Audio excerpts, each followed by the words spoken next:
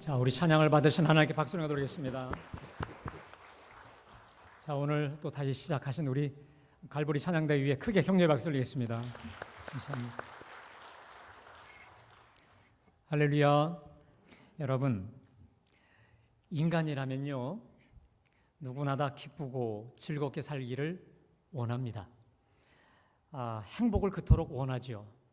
우리가요, 새벽부터 밤늦게까지 정말 어떨 땐 뼈 빠지게 잠 못 자게 또 누구 눈치 보면서까지 돈을 벌고 바쁘게 사는 것도 결국은 기쁘게 살려고, 행복하게 살려고 그렇게 수고하는 거 아니겠습니까? 자, 그런데 그에 반해서 지금 우리가 사는 이 시대는 기쁨이 사라지고 있는 시대인 것 같아요. 2008년도입니다. 지금부터 12년 전 일인데 어느 기업에서 웃음에 관한 라이프 스타일 조사, 참 희한한 조사도 있어요. 웃음에 관한 라이프 스타일 조사를 20대부터 50대의 사람들 500명을 대상으로 했다고 합니다. 자, 그런데 이 설문조사 결과가 참 재밌게 나왔는데 우리나라 사람을 대상으로 한 겁니다. 우리나라 사람들이 하루에 몇 번 웃을 것 같으세요? 여러분 몇 번 웃으십니까? 잘 손에 안 꼽히세요? 네. 한 10번 웃는데요. 자, 그리고 한 번 웃을 때 얼마를 웃느냐고 시간도 쟀는데 8.6초. 한 번 웃을 때 8.6초. 자, 그래서 계산해 보니까 총 90초. 하루 평균 90초를 웃는다는 거예요. 자, 그에 반해 하루에 그럼 얼마나 걱정하고 골머리를 써가면서 사느냐 했더니 남녀 평균이 3시간 6분. 웃는 데는 얼마요? 90초인데 이렇게 우리가 이 골치를 썩어가면서 고민하고 불안할 때 이 시간이 3시간 6분이고 특별히 이 남녀를 합친 건데 특별히 여자는요, 여성은 3시간 반, 남성은 2시간 반. 참 이거 보면 여성분이 좀 안 됐습니다. 그죠? 1시간이나 더 길어요. 그리고 연령대별로 보면 20대가 가장 걱정이 많다는 거예요. 그러니까 가장 활기차고 꿈과 소망, 비전이 충만해야 될 이 20대가 가장 걱정 근심이 많다는 거예요. 취업 문제, 진로 문제, 결혼 문제, 뭐 여러 가지 문제 때문에 이렇게 걱정 근심에 산다라고 하는데 참 안타깝죠. 그런데 이게 12년 전 일이에요. 근데 여러분 다 아시다시피 올해 우리가 갑작스럽게 코로나19를 들이닥쳤잖아요. 그는 이런 생각을 해요. 이게 12년 전의 통계인데 지금은 더 얼마나 웃을 일이 적어지고 걱정할 일이 더 많아졌을까 생각하면 참 끔찍하기도 해요. 자, 그런 의미에서 90초, 다시 말해 1분 30초밖에 웃을 일이 없는 이렇게 고단한 인생을 사는 우리에게 오늘 우리가 두 번째로 살필 성령의 두 번째 열매, 오직 성령의 열매는 사랑과 희락과 특별히 이 기쁨이거든요. 오늘 제가 기쁨에 대한 말씀을 드리고 싶은데 이 기쁨을 다시금 회복하고 누린다라고 하는 건 정말 너무도 긴급하고 소중한 일이 아닐까 생각이 듭니다. 실은 제가 어제요, 우리 좀 연로하신 권사님이 병원에 입원했다가 퇴원하셔서 가정의 신방을 갔습니다. 근데 우리 권사님이 언제나 이렇게 얼굴이 환하세요. 참 이렇게 얼굴이 환하세요. 그렇게 아프셨는데도 근데 권사님은 이제 침대에 앉아 계시고 그 침대 뒤로 이렇게 성구가 붙어 있는데 그 성구가 뭐냐면 항상 기뻐하라, 쉬지 말고 기도하라, 범사에 감사하라. 요 성구였어요. 그러니까 제가 물었죠. 권사님 이 성경 구절 좋아하셨더니 제 인생 좌우명입니다. 역시 그랬구나 라는 생각을 했어요. 여러분, 우리 예수 믿는 사람이라면, 크리스찬이라면 항상 기뻐하고 쉬지 말고 기도하고 범사에 감사해야 될 줄로 믿습니다. 왜냐하면 그 뒤에 이런 말씀이 붙어요. 이는 그리스도 예수 안에서 너희를 향하신 하나님의 뜻이니라. 이걸 하나님이 원하시고 기뻐하시기 때문에 그래요. 자, 그런데 여러분, 이 세 구절 중에 항상 기뻐하라, 쉬지 말고 기도하라, 범사에 감사하라 중에 뭐 쉬지 말고 기도하라, 오케이. 범사에 감사하라, 쉽진 않지만 그래도 감사까지는 좀 그런데 좀 저에게 좀 부딪히기도 했었던 그게 뭐냐면 항상 기뻐하라. 항상 기뻐하라. 이게 사실은 우리가 많이 어색해요. 그리고 우리에게 이게 그렇게 마음으로 가슴으로 와 닿지가 않는다 말이죠. 왜 그럴까요? 이런 거죠. 뭐 기뻐할 일이 있어야죠. 뭐 좀 대박 칠 일도 좀 있고 웃을 일이 있어야죠. 오늘 통계처럼 여러분들 아마 잘 활용하실 거예요. 웃을 일이 1분 30초밖에 없다면서요. 이렇게 여러분들이 대받아 치시면 저는 또 할 말이 없어요. 그다지 사실 우리가 기뻐할 일이 별로 없어요. 도리어 걱정할 일, 서운한 일, 섭섭한 일은 참 많은데 왜 그다지 기쁜 일이 없는지 모르겠어요. 여러분, 제가 뭐 어제 오늘 생각한 게 아니에요. 한 20 몇 년하고도 몇 년, 20수년 전에 제 삶을 가만히 되돌아보고 주위 사람들의 이 삶의 행태를 보니까요, 제가 발견한 한 가지 진리가 있습니다. 그게 뭐냐? 우리의 기쁨과 행복의 이유가요, 얼마나 외적인 거, 얼마나 환경적인 거, 얼마나 소유적인 것, 특별히 관계적인 것에 좌지우지되고 있는지 모른다는 사실입니다. 단적으로 내 삶 속에서 기쁜 일이 생기면 우리가 마냥 기쁘고 할렐루야 할 수 있어요. 특별히 환경이 내가 원하는 대로, 내 계획대로 착착착 진행이 되면요, 얼마나 우리가 좋고 기쁜 줄 몰라요. 그러나 요즘처럼 경기가 침체되고 다운이 되면 또 우울해요. 더욱이 우리 사람이 사회적 동물 아닙니까? 관계적 존재 아니겠습니까? 자, 인간관계라는 게 우리 삶에 얼마나 기쁨, 행복을 좌우합니까? 모든 사람이 나를 인정해주고 나에게 친절히 대해주고 나에게 환대해주면 얼마나 살맛이 나요. 그러나 어느 날 갑자기 날 대하는 게 쌩해지고 그냥 찬바람이 불고 차갑고 냉담해질 때가 있어요. 오해한 거죠. 더욱이 그가 나에게 툭 던진 말 한마디 때문에 우리는 잠 못 잔다니까요. 근데 더 열받는 건 뭐냐면 그 말 때문에 열받아서 잠 못 자는 내가 더 싫은 거야. 남들은 그냥 쉽게 한 귀로 듣고 한 귀로 흘린다고 하는데 나는 또 그게 안 돼. 얼마나 어쩔 땐 그가 아니라 나에게 더 미움의 화살을 돌릴 때가 있어요. 저를 가만히 성찰해 봐도 그래요. 예전보다는 좀 많이 나아졌는데 그럼에도 저의 기쁨과 감사와 즐거움, 행복의 원인을 따져보니까 제가요, 얼마나 외적인 것에서 연연하고 있는지를 몰라요. 이렇게 참 많이 부족한 목사입니다. 그런데 또 하나 발견하는 게 뭐냐면 외적이고 환경적인 것에 연연하는 것이 얼마나 위험하고 어리석은 것조차도 우리는 깨달아 알아요.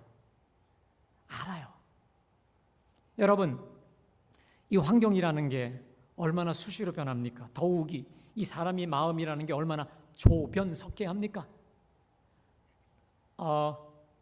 아침이 다르고 저녁이 다르고 특별히 화장실 들어갈 때와 나갈 때가 다르지 않습니까? 특별히 요즘과 같은 날씨는요, 주로 전반적으로 흐리지만 어떨 땐 햇빛이 쨍하고 칠 때가 있어요.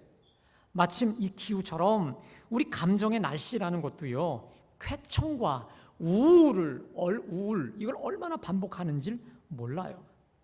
특별히 관계적인 면에서 어제의 친구가 내일의 적으로 전락하기도 하죠. 여러분, 라이놀드 니버라고 하는 유명한 신학자가 이런 책을 썼습니다. 근데 그 책이 좀 꽤 어려운데 이런 책이 있어요. 도덕적 인간과 비도덕적 사회라는 책이 있습니다. 이게 뭐냐면 어느 누구를 개인적으로 만나면 그렇게 개인적으로 도덕적 인간이라는 거예요. 그런데 그가 어느 조직과 어느 사회 구성원 안으로 들어가면 비도덕적으로 그냥 전락해버린다는 거예요. 여러분, 그런 거 있잖아요. 우리가 개인적으로 참 좋은데 우리 사회에서 국회에서도 보면 둘이 고향 친구인데 서로 당이 다르다 보면 어떻게 됩니까? 개인적으로는 참 만나서 참 좋아하고 즐기다가 당으로 만나면 당리당략이라는 게 있어서 서로 물고 떨어지고 싸워요. 조직과 이권이라는 것에 맞물리게 되면 사람들은 서로 대립하기도 한다는 거예요. 이렇게 사람이 가변적이고 이렇게 모순적인 것이 바로 우리예요.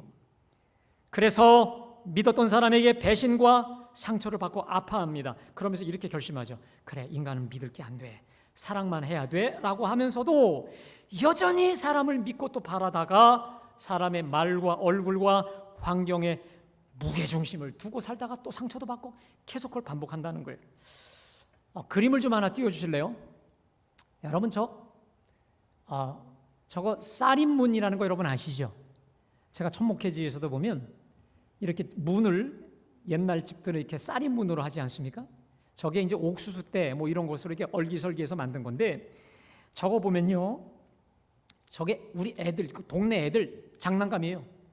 저게 위에서 누르잖아요. 부러지지는 않는데 이 푹신감이 있어요. 뒤로 잡아라뜨리잖아요. 다시 또 와. 부러지는 않는데. 동네 애들이 주인 어른이 없으면 저거 부러질 때까지 갖고 놀아요. 여러분, 우리가요, 이 외적이고 환경적인 것에 우리 기쁨의 무게를 두게 되는 경우에 어떤 문제가 생기냐? 전천후 기쁨, 지속적인 기쁨, 영원한 기쁨을 누릴 수가 없다는 겁니다. 왜냐?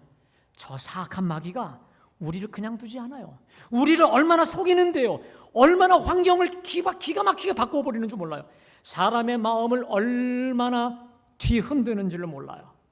자, 그래서 우리가 사람과 환경에 초점과 무게중심을 두면 저 쌀인문처럼 마귀의 장난감이 돼요. 마귀로 인해서 마귀가 그냥 갖고 놀아요. 잡아라뜨리기도 하고 누르기도 하고 죽이려고 누르고 부러질 때까지. 뭐 그렇게 서운한 게 많은지, 뭐 그렇게 섭섭한 게 많은지, 그렇게 우리는 마귀 장난감으로 우리는 계속 당하다가 우리 인생이 종쳐버린다는 거예요. 여러분, 제가 목회하고 신앙생활을 하면서 점점 깨닫는 게 있습니다. 마귀가 우리 믿음의 사람들에게 뭘 가장 먼저 빼앗아갈까? 기쁨이에요, 기쁨이에요. 우리 하나님의 사람들이 기뻐하는 것을 마귀는 그냥 두지 않아요. 그래서 마태복음 13장에 이 씨 뿌리는 비유를 보면요, 거기 돌짝밭을 주님이 해석하는데 이렇게 해석하십니다. 돌밭에 뿌려졌다는 것은 말씀을 듣고 즉시 기쁨으로 받되 그 속에 뿌리가 없어 잠깐 견디다가 말씀으로 인하여 환난이나 박해가 일어날 때 기쁨을 잃고 넘어지는 사람, 이렇게 말씀하셨어요. 여러분, 우리가요 지금 이 시간에 예배 중에 예배를 통해 또 은혜를 받고 그러면 너무도 기뻐요. 감사해요. 자, 그런데 마귀는 교회 밖을 나가는 그 순간부터 우리의 성도의 기쁨을 빼앗는데 아주 명수라는 거예요. 여러분, 사람이 우리 하나님께 범죄하고 나서 잃어버린 게 뭔지 아십니까? 첫 번째로 그게 바로 기쁨입니다. 아담과 하와가 살았던 그 동산 이름이 뭐죠? 에덴입니다. 여러분, 이 에덴의 뜻이 뭔지 아세요? 기쁨이에요. 이들이 범죄하여 하나님을 대적하여 쫓겨냄을 받아서 잃어버린 게 바로 에덴, 기쁨, 에덴, 기쁨의 에덴을 잃어버린 거예요. 진정한 행복을 잃어버린 거죠. 그리고 사람이 하나님 앞에, 여러분, 우리 크리스찬들이 그래서 살다가 범죄하잖아요. 하나님을 떠나잖아요. 제일 먼저 잃어버리는 게 제가 볼 땐 기쁨인 거예요. 하나님과의 그 달콤하고도 행복한 교제에서 오는 기쁨, 날마다 기가 막힌 새벽마다 주시는 그 하나님의 그 아주 새벽 이슬과 같은 그 은혜의 말씀, 특별히 삶 속에서 경험하는 내 환난과 위기 때마다 기도할 때마다 부어주시는 그 구원의 황홀한 기쁨과 즐거움을 잃어버리게 한다는 거예요. 그래서 여러분 아시겠지만 다윗이 밧세바를 범하여 범죄했을 때 그가 눈물로 자복하고 회개하며 드렸던 그 기도의 핵심이 뭔지 아십니까? 그게 바로 시편 52편 10절로 12절 말씀인데, 여러분 우리 다 함께 봉독합니다. 시작.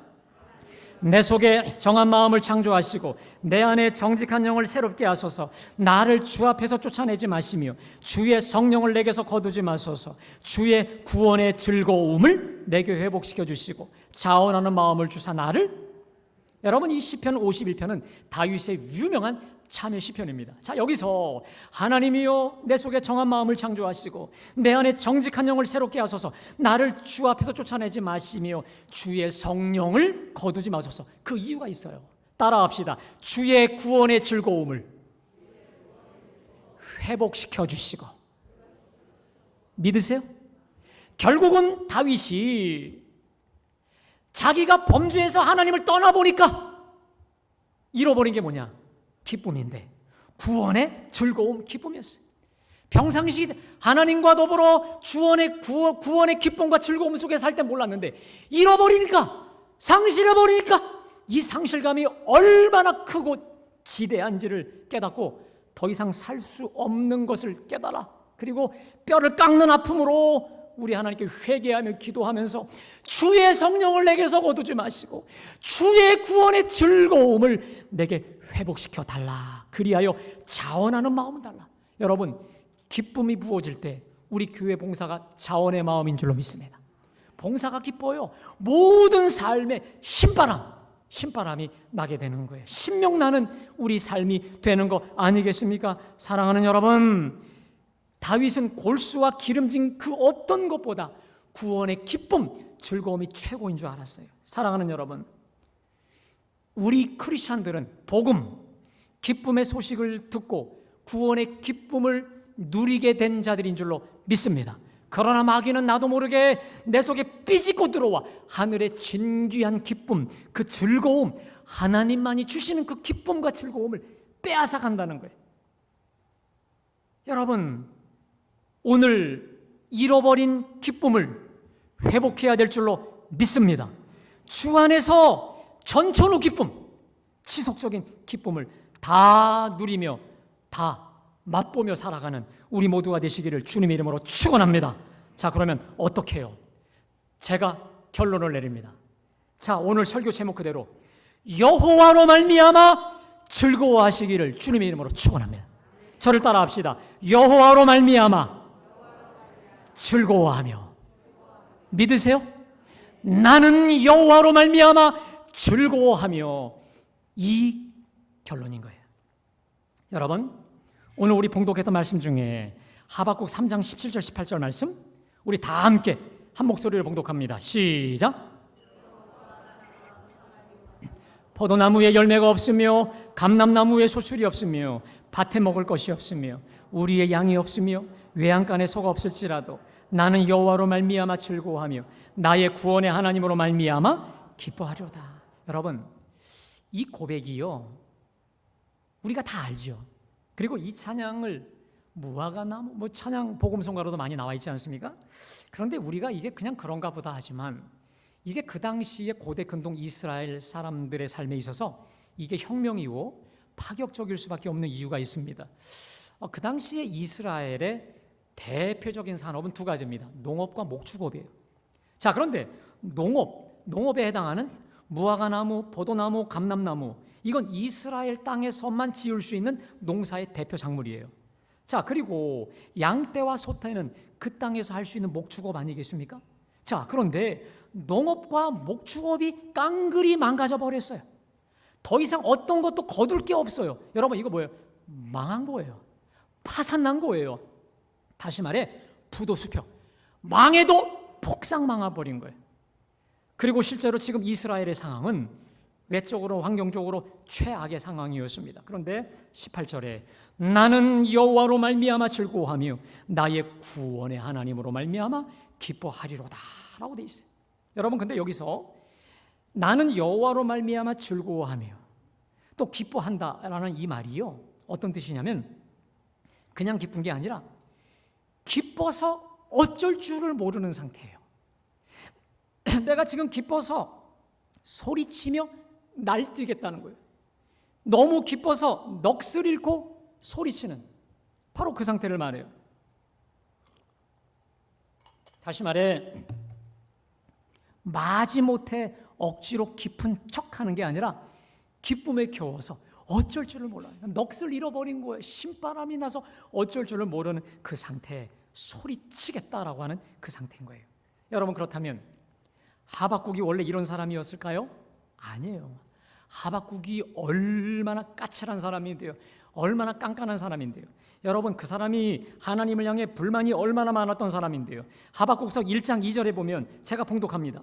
여호와여, 내가 부르짖어도 주께서 듣지 아니하시니 어느 때까지니까? 내가 강포로 말미암아 외쳐도 주께서 구원하지 아니하시나이다. 어찌하여 내게 제약을 보게 하시며 배역을 눈으로 보게 하시나이까? 겁탈과 강포가 내 앞에 있고 변론과 분쟁이 일어나나이다. 이러므로 율법이 해이하고 정의가 전혀 시행되지 못하오니 이는 악인이 의인을 에워쌌으므로 정의가 굽게 행하여짐이니라. 여러분, 이 하박국에게는 하나님을 향한 불만이 있었어요. 첫 번째 뭐냐? 하나님, 왜 내가 그렇게 기도해도 내 기도 들으시기나 합니까? 귀 막혔어요? 또 하나, 하나님 정의의 하나님이라면서요. 근데 유대 땅에는 저렇게 죄인들이 득실거리는데 하나님 잠자고 있습니까? 하나님을 향해 삿대질하듯이 소위 버르장머리 없는 모양으로 하나님을 향해 삿대질하고 있는 거예요. 자, 하나님이 말씀해 주셨어요. 그래, 내가 유대인들을 갈대아, 전 거친 바벨론을 통해서 내가 저들을 심판하리라. 그랬더니 하박국 이번엔 또 열받아요. 아니 하나님, 아무리 우리 유대 사람들이 죄인이로고서니 저 사악한 어떻게 갈대아 저놈들을 통해서 심판을 합니까? 이거 부당하지 않습니까? 더 열받아서 하나님께 따지고 드는 거예요. 여러분, 하박국이 이랬던 사람이에요. 눈에 보이는 환경과 조건, 사람들을 보면 정말 조건이 기쁠 것 전혀 없이 오히려 불평불만이고 원망이고 하나님을 향해 삿대질했던 사람들. 그러니까 하박국의 눈에는 모든 게 다 불평이고 모든 게 다 불만이고 특별히 하나님을 향한 원망이었어요. 그랬던 그가 비록 무화과 나무가 없을지라도 포도나무에 열매가 없을지라도 감람나무에 소출이 없으며 외양간에 소와 양이 없을지라도 나는 구 하나님으로 말미암아 즐거워하며 나의 구원의 하나님으로 말미암아 기뻐하리로다. 아멘. 여러분, 완전 대반전극이 벌어졌어요. 비포 애프터 완전히 반전이 벌어졌어요. 이게 뭘까요? 구원의 하나님을 만난 줄로 믿습니다. 영광의 하나님을 경험한 거예요. 하나님으로부터 이제 곧 보시겠지만 구원의 말씀 그리고 하나님의 환상을 봐요. 그리고 이제 어떻게 바뀌냐면 하나님을 통해 자신과 세상을 봅니다. 자, 여러분, 하박국이 불평할 수밖에 없었던 원인이 뭐냐? 자기를 통하여 세상을 보고 하나님을 보면 불만이에요. 그러나 하나님을 통해서 나를 보고 세상을 보면 기쁨과 감사와 찬송인 줄로 믿습니다. 여러분, 이게 전혀 달라요. 그냥 내 눈으로 보면, 내 나름대로 내 시각으로 보면 다 불평이라니까요. 그런데 하나님의 시각에서 하나님의 믿음의 안목으로 보니까 모든 게 찬송이고 기쁨이고 감사가 넘치게 될 줄로 믿습니다. 여러분 보세요. 우리 하나님께서 그럼 그 중간에 어떤 일이 이루어졌느냐? 하나님께서 이렇게 따지고 덤벼드는 하박국에게 이렇게 말씀하세요. 내가 바벨론을 다 심판하여 없애버리겠다라고 말씀하시면서 그게 2장의 내용이거든요. 그러면서 하박국 2장 3절에서 이렇게 말씀하십니다. 제가 봉독합니다. 이 묵시는 정한 때가 있나니 그 종말이 속히 이르겠고 결코 거짓되지 아니하리라. 비록 더딜지라도 기다리라. 지체되지 않고 반드시 응하리라. 한번 따라하겠습니다. 비록 더딜지라도 기다리라. 지체되지 않고 반드시 응하리라. 여러분, 이게 무슨 말입니까? 우리가 하나님께 간구하는 그 어떤 기도 제목들도 더딜지라도 주님은 두고 계신 줄로 믿습니다. 그게 지금 지체되는 것 같을지라도 우리 주님은 듣고 응답하실 줄로 믿습니다. 하나님의 때에 반드시 응하리라. 여러분, 이것을 위해서 믿음이 필요한 거예요. 아니나 다를까 더딜지라도 기다리라, 반드시 응하리라 말씀하시면서 2장 4절에 보니까 오직 의인은 믿음으로 말미암아 살리라. 따라합시다. 오직 의인은 믿음으로 말미암아 살리라. 나의 정한 때와 정한 시간에 지체하지 않고 이룰 것이니 좀만 기다려라고 말씀하시면서 우리 하나님께서 하박국 2장 20절에서 기가 막힌 말씀 주십니다. 자, 띄워주십시오. 우리 다 함께 봉독합니다. 시작. 온 땅은 그 앞에서 잠잠할지니라. 따라합시다. 오직 여호와는 그 성전에 계시니 온 땅은 여호와 앞에 잠잠할지어다. 여러분, 이게요, 우리는 그냥 그런가 보다 하는데요, 그 당시 유대인들에게 있어서 이 사고방식에 있어서 성전은 세계의 중심이었습니다. 그러니까 이스라엘의 사고방식에 있어서 이 세상의 중심인 성전 안에 하나님이 계신다라고 하는 것은 이 세계가 하나님에 의해 창조되었을 뿐만 아니라 지금 이 세계를 친히 다스리시고 경영하고 있는 분이 하나님이라는 거예요. 하나님께서 지금 눈으로는 잘 모르겠지만, 너는 잘 모르지만 하나님의 계획과 섭리대로 착착착 모든 것을 완벽하게 경영, 컨트롤하고 가고 계시니까 결론이 뭡니까? 너는 그 앞에 입 다물라는 거예요. 내가 알아서 저 바벨론을 통해서 이스라엘을 심판해서 정화, 새롭게 완전한 이스라엘로 변화시킬 거야. 온 땅은 내 계획대로 모든 게 완벽히 진행되고 있으니 너 입 다물어라는 거예요. 이 말씀 앞에 하박국이 임을 다물어요. 불평이 변해요. 원망이 변해요. 그러면서 여러분 그 유명한 말씀이 바로 이 하박국 3장 2절에 이렇게 말합니다. 여호와여, 우리 여러분 한번 3장 2절 말씀 다 같이 봉독합니다. 시작. 여호와여, 내가 주께 대한 소문을 듣고 놀랐나이다. 여호와여, 주는 주의 일을 이 수년 내에 부응하게 하옵소서. 이 수년 내에 나타내시옵소서. 진노 중에라도 긍휼을 잊지 마옵소서. 여러분 성경에 보면 부흥이라는 말이 딱 한 번 나와요. 부흥이라고 하는 단어가 여기 한 번 나와요. 이게 뭡니까? 여호와여, 내가 주께 대한 소문을 이제 들었나이다. 여호와여, 주의 일을 이 수년 내 부흥, 리바이브, 이 부흥이라는 말은 다시 되돌리십시오. 다시 행하여 주십시오. 이 말이거든요. 이 수년 내에 주의 일을 행하여 주옵소서. 수년 내에 나타내시옵소서. 모든 원망 불평이 사그러지고 주의 일을 행하여 주옵소서라고 하나님께 간절히 기도하자 하나님께서 이번에는 전쟁의 용사가 되어서 저 이스라엘을 구원하시고 이스라엘을 위해서 싸우실 전쟁 용사로 강림하세요. 그게 바로 3절과 4절의 말씀인데 우리 한번 다 같이 3장 3절 4절 봉독합니다. 시작. 하나님이 대만에서부터 오시며 거룩한 자가 바란 산에서부터 오시는도다. 그의 영광이 하늘을 덮었고 그의 찬송이 세계에 가득하도다. 그의 광명이 햇빛 같고 광선이 그의 손에서 나오니 그의 권능이 그 손에 감추었나이다. 특별히 여러분 거기 12절 13절에 보면 한번 봉독할까요? 시작. 주께서 노를 바라사 땅을 두르셨으며 분을 내사 여러 나라를 밟으셨나이다. 주께서 주의 백성을 구원하시려고 기름 부음 받은 자를 구원하시려고 나오사 악인의 집에 머리를 치시며 그 기초를 바닥까지 드러내셨나이다. 하나님이 전쟁의 용사로 이 땅에 오셔서 그 악의 무리들의 모든 지포까지 다 뒤집어서 완전히 다 박살내서 없애버리도록 역사하신 거예요. 여러분 결국 이 말을 모든 말을 듣고 16절에 내가 들었으므로 내 창자가 흔들렸고 내 목소리로 말미암아 입술이 떨려. 창자 하나님의 그 현존 앞에서 하나님의 강림 앞에서 창자가 흔들리고 목소리가 그냥 입술이 떨렸다는 거예요.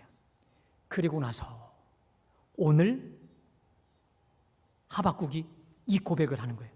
여러분 우리 17절 다시 18절 다시 봉독합니다. 시작. 비록 무화과 나무가 무성하지 못하며 포도나무에 열매가 없으며 감람나무에 소출이 없으며 밭에 먹을 것이 없으며 우리의 양이 없으며 외양간에 소가 없을지라도 나는 여호와로 말미암아 즐거워하며 나의 구원의 하나님으로 말미암아 기뻐하려다. 할렐루야. 구원의 하나님을 경험한 줄로 믿습니다. 영광의 하나님을 만나게 된 줄로 믿습니다. 전쟁의 용사가 되셔서 우리 가운데 임하시는 그 하나님을 경험하는 순간 그를 묶었던 모든 것이 다 풀어지게 된 것이죠. 여러분 그렇습니다. 여러분 비록 우리의 삶에 무화과가 무성하지 못하고 포도나무가 없고 감람나무에 소출이 없고 밭에 식물이 없고 또 우리의 소와 양이 없을지라도 다시 말해 더 쉽게 말해 내 뜻대로 되는 게 하나 없을지라도 여러분 오늘 이 하박국의 고백 다시 말해 여호와로 말미암아 즐거워하며 나의 구원의 하나님으로 말미암아 기뻐하리로다. 이 고백을 붙드시기를 주님의 이름으로 축원하며 여러분 하박국이요 이 고백한다고 변한 게 있나요? 하나 환경 변한 거 없어요. 무화과 없어요. 포도나무 없어요. 감람나무 여전히 소출 없어요. 밭에 먹을 거 여전히 없어요. 우리의 양, 외양간 송아지 여전히 없어요. 여러분 환경과 조건과 저 바벨론 그 누구도 달라진 거 없습니다. 그런데 누가 달라졌나요? 하박국이 달라졌어요.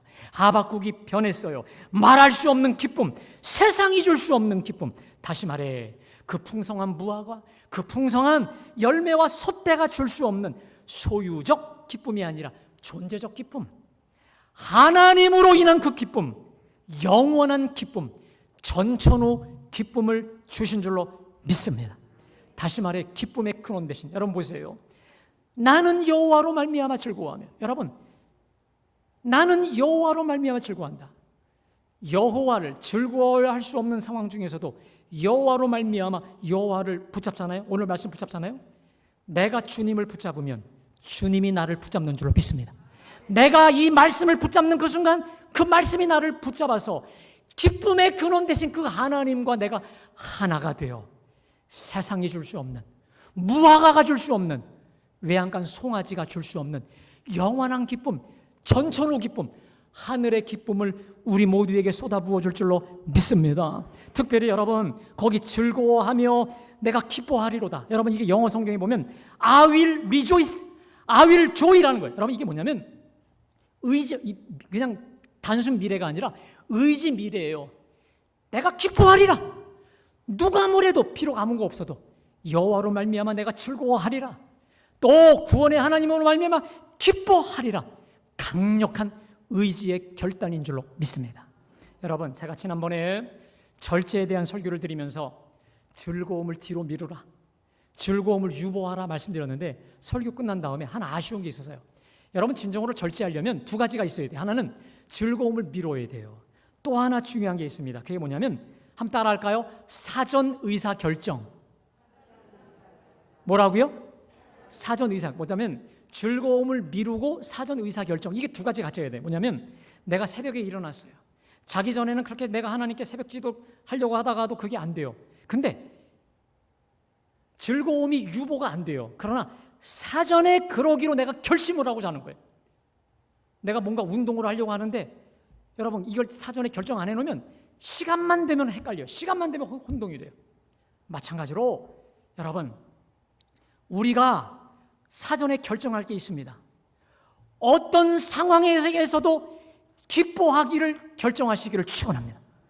내가 어떤 경우 누가 뭐라 해도 여호와로 말미암아 즐거워하기를 선택하고 결정하시기를 축원합니다. 따라합시다. 여호와로 말미암아 즐거워하기를 선택하고 결정한다. 믿으세요? 그냥 그때 가서가 아니라 지금 여기서 미리 선택하고 결정을 하시기를 주님의 이름으로 축원합니다. 여러분 결단과 위기라는 말은 단어가 같은 단어라고 합니다. 결단하지 않으면 위기가 와요. 내가 미리 사전에 결정해 놓지 않으면, 결단해 놓지 않으면 언제라도 나를 기쁨으로부터 떨어지게 할 수밖에 없는 거예요. 결정하지 않으면, 결단하지 않으면 외적 소유적인 것에 우리는 또 치여 살 수밖에 없는 거예요. 사랑하는 여러분, 이제부터 영원히 누가 뭐라 할지라도, 비록 어떤 환경일지라도 나는 여호와로 말미암아 즐거워하리라. 아멘. 구원의 하나님으로 말미암아 기뻐하리라. 여러분 오늘 이 시간부터 결정하시기를 주님의 이름으로 축원합니다. 결단을 하십시오. 그러면 어떤 그런 기쁠 수 없는 상황 중에서도 이미 결정했으니까, 결단했으니까 마귀가 그 누구도 나의 이 기쁨의 결정을 흐트러 놓을 수 없게 될 줄로 믿습니다. 사랑하는 여러분, 감사하는 자에게 더 큰 감사의 제목을 붙여주시듯이 여호와로 말미암아 기뻐하는 자에게, 여호와로 말미암아 즐거워하는 그 사람에겐 기쁨과 즐거움이 끊이지 않게 하실 줄로 믿습니다. 여러분 그거 한번 실험해 보자고요. 한번 해보자는 거예요. 얼마나 하나님이 더 큰 기쁨, 더 즐거움, 기쁨으로 우리에게 주실지를 기대하면서 주 안의 기쁨, 여호와로 말미암는 이 전천후 기쁨이 저와 여러분 속에 날마다 차고 넘치게 되기를 주님의 이름으로 축원합니다. 축원합니다. 여러분 우리 이 시간에 우리 431장 부르실 때 우리 교회 장로님이셨던 우리 백태현 장로님이 작곡하신 너무 좋은 찬양입니다. 가사가 얼마나 은혜가 되는 줄 몰라요. 주 안에 기쁨이 있네. 전천후 기쁨을 사모하며 우리 찬양합시다. 찬양합시다.